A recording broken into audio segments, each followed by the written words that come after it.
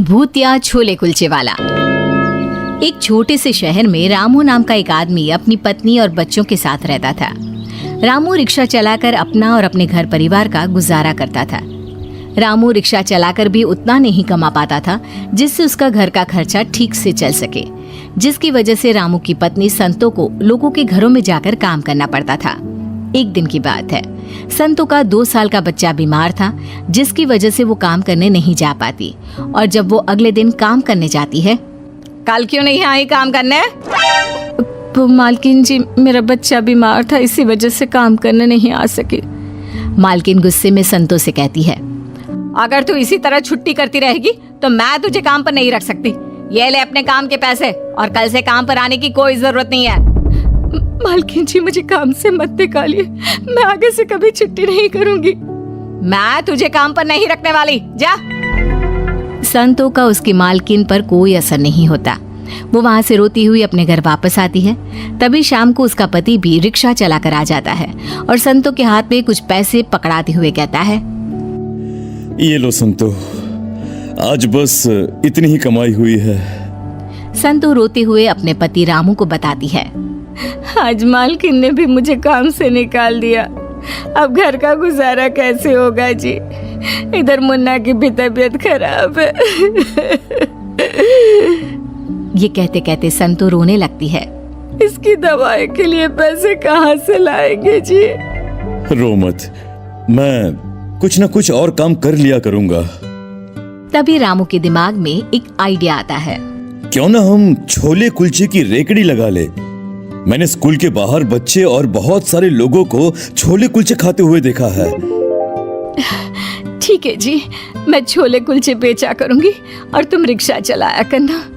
और फिर अगले ही दिन रामू की पत्नी जल्दी उठकर छोले कुलचे बना लेती है और उन्हें अपनी रेहड़ी पर रखकर स्कूल के बाहर बेचने चली जाती है।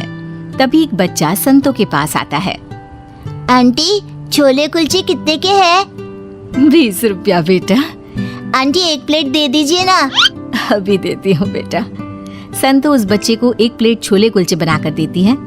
छोले कुलचे खाकर बच्चा कहता है, आंटी, आपके छोले कुलचे तो बड़े ही स्वादिष्ट हैं। संतो बच्ची की बात से खुश हो जाती है। तभी उसके पास एक और आदमी छोले कुलचे लेने आता है और वो भी उससे छोले कुलचे मांगता है और खाने के बाद एक और प्लेट घर ले जाने के लिए पैक भी कराता है। अरे मुझे भी एक देना, एक प्लेट छोले कुलचे मेरे भी। संतो उसे एक प्लेट छोले कुलचे दे देती है और वो आदमी उसे पैसे देकर चला जाता है। ये देख संतो बड़ी खुश होती है। भगवान, ऐसे ही मेरे छोले कुलचे सबको पसंद आते रहे बस। संतो के छोले कुलचे के रेट कम होने की वजह से हर कोई उससे छोले कुलचे लेने लगा था और उसके छोले कुलचों का स्वाद भी बहुत बढ़िया था, जिसकी वजह से हर कोई उसके छोले कुलचे खाने चला आता। इसी तरह धीरे धीरे संतो और रामू के घर की हालत में सुधार होने लगा था। एक दिन की बात थी, रात का समय था। रामू रिक्शा चलाकर अपने घर वापस आ रहा था। तभी सामने से एक ट्रक रामू को टक्कर मारता हुआ निकल जाता है, जिससे रामू की मौत हो जाती है और वो एक भूत बन जाता है। अब मेरे बीवी बच्चों का क्या होगा?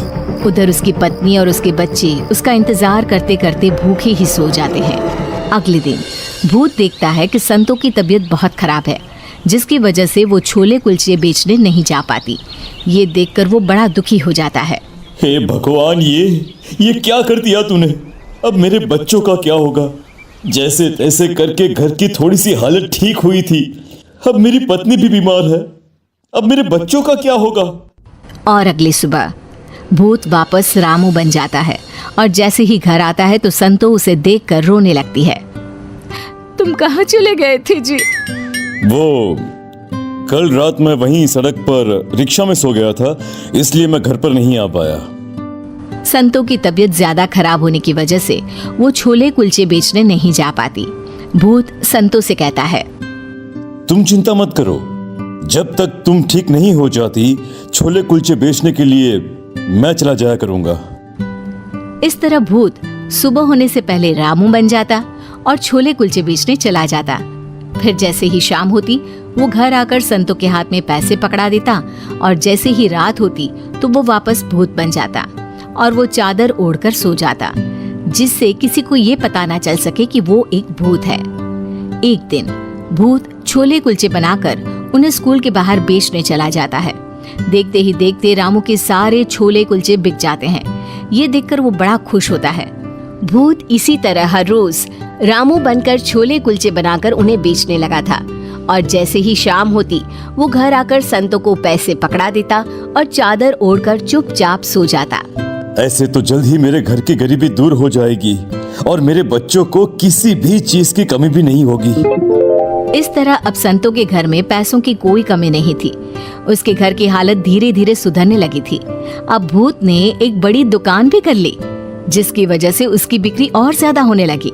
अब तो संतो भी बड़ी खुश थी कि उसे लोगों के घरों में काम नहीं करना पड़ता था। उसके बच्चे भी अच्छा खा पी रहे थे और एक अच्छा घर भी था उसके पास। एक दिन रामू का दोस्त रामू के घर आता है। भाभी जी, रामू के मरने का हमें बड़ा अफसोस है। तुम ये क्या बेखुदी बातें कर रहे हो? मेरे पति तो जिंदा है और क्यों उन्हें मार रहे हो तुम? ये कैसे हो सकता है? मैंने खुद उसकी लाश सड़क पर पड़ी हुई देखी थी।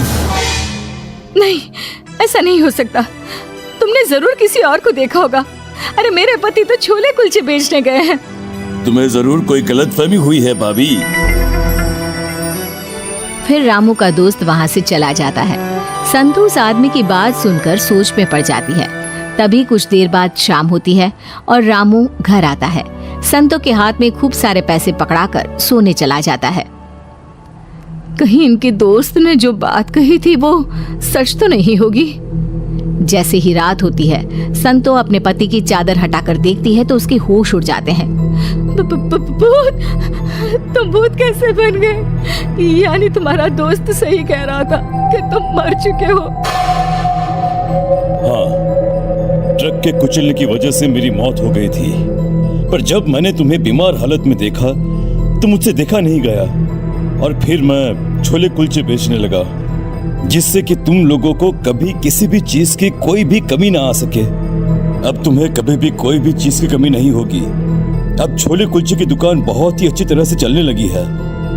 अब जब तुम लोगों को पता चल गया है तो मुझे जाना होगा, और वैसे भी अब तुम्हें किसी भी चीज की तकलीफ नहीं होगी। तुमने हमारे लिए कितना कुछ किया। भूत बनने के बाद भी हमारा अच्छे से ध्यान रखा। संतो, अब मुझे जाना होगा। अपने परिवार को सुखी देख रामू की आत्मा को मुक्ति मिल जाती है और वो वहाँ से हमेशा के लिए चला जाता है।